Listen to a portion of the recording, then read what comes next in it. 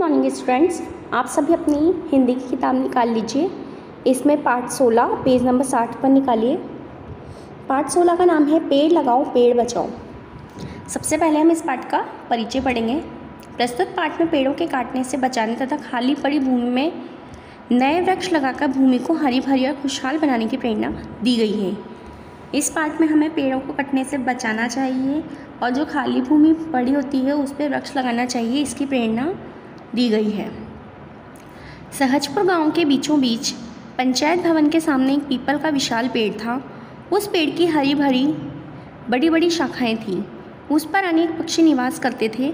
अनेकों राह चलते मुसाफिर, खेतों में काम करने वाले किसान मजदूर, पशु चराने वाले ग्वाले और उनकी गाय भैंस बकरियां आदि पशु उस पेड़ की ठंडी छाया में विश्राम करते थे। सैकड़ों पक्षियों ने उस पेड़ पर अपने घोंसले बना रखे थे। वर्षा ऋतु में गांव के लड़के लड़कियां उसकी शाखाओं पर झूला डालकर झूला करते थे। हल्की वर्षा में वह पेड़ छतरी का काम करता था। वह पेड़ सभी को बहुत प्रिय था। सहजपुर गांव में एक पंचायत भवन के सामने एक पीपल का पेड़ था। वह बहुत बड़ा और विशाल था। तो सभी पशु पक्षी, राह चलते राहगीर, किसान मजदूर, ग्वाले, उनके गाय भैंस बकरियां, पक्षी, ये सभी उसकी ठंडी छाया में विश्राम करते थे और पक्षी उस पर अपने घोंसले बनाते थे।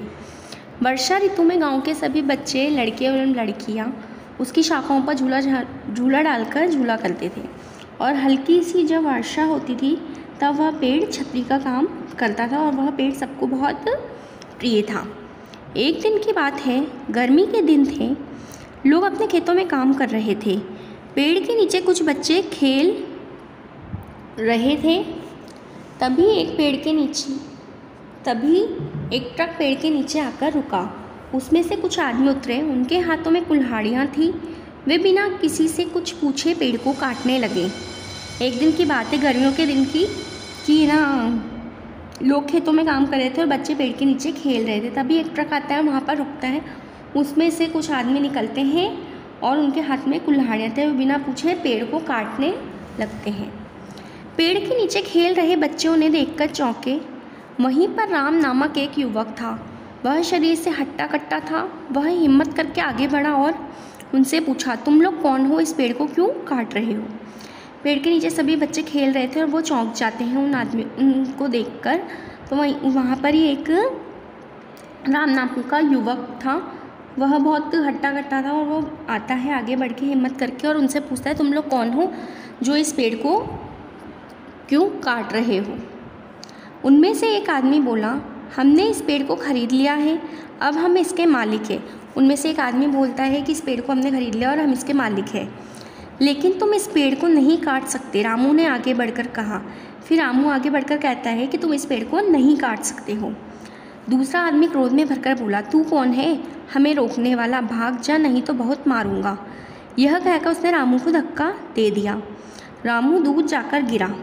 रामू उठा और उस पेड़ पर चिपक गया। दौड़कर खेतों में काम कर रहे लोगों को बुलाने गए।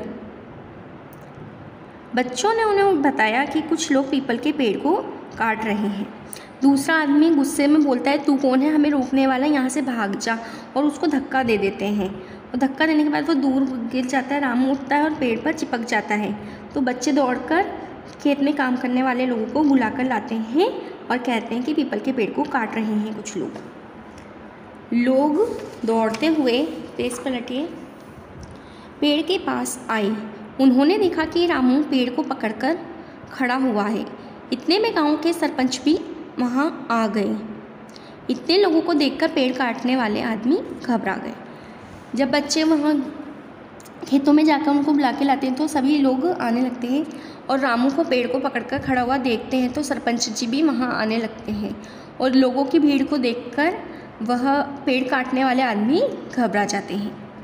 गांव के सरपंच ने उनसे पूछा, तुम यह पेड़ क्यों काट रहे हो?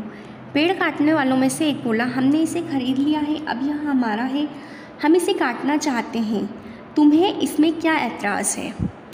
वहीं वो बोलते हैं, सरपंच जी जब उनसे पूछते हैं कि तुम ये पेड़ क्यों काट रहे हो, तो उनमें से एक आदमी बोलता है कि हमने इस पेड़ को ख़रीद लिया है और अब ये हमारा है, हम इसे काटना चाहते हैं, तुम हमें क्यों रोक रहे हो, तुम्हें क्या ऐतराज़ है। सरपंच बोला, यह पेड़ तो पूरे गांव का है, हमने तो तुम्हें इसे नहीं बेचा, फिर किसने बेच दिया।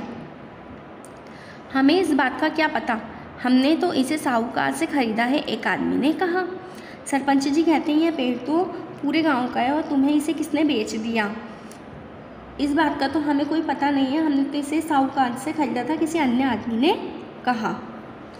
ठीक है, इस बात का भी पता चल जाएगा, सरपंच ने कहा। रामू तो साइकिल पर चढ़कर पुलिस को बुला ला। सरपंच जी कहते हैं, ठीक है, अभी इस बात का पता पड़ जाएगा, और रामू से कहते हैं, जाकर पुलिस को बुला लाओ। पुलिस का नाम सुनते ही पेड़ काटने वाले ट्रक की ओर चलने लगे। जब गांव वालों की नज़र उन पर पड़ी तो उन्होंने घेर लिया और पकड़कर थाने ले गए। पुलिस ने उन्हें बंद कर दिया। पुलिस का नाम सुनते ही पेड़ काटने वाले घबरा जाते हैं और ट्रक की ओर चलने लगते हैं। फिर जब गांव वाले उन्हें देखते हैं तो उन्हें घेर लेते हैं और उन्हें पकड़कर थाने ले जाते हैं और पुलिस उन्हें बंद कर देती है। सभी लोग रामू की बहादुरी और पेड़ के प्रति उसके लगाव की प्रशंसा कर रहे थे। उसकी हिम्मत के कारण पीपल का पेड़ कटने से बच गया। सभी लोग रामू की बहादुरी की प्रशंसा कर रहे थे और कह रहे थे कि उसकी हिम्मत के कारण ही आज हमारा पेड़ बच गया है।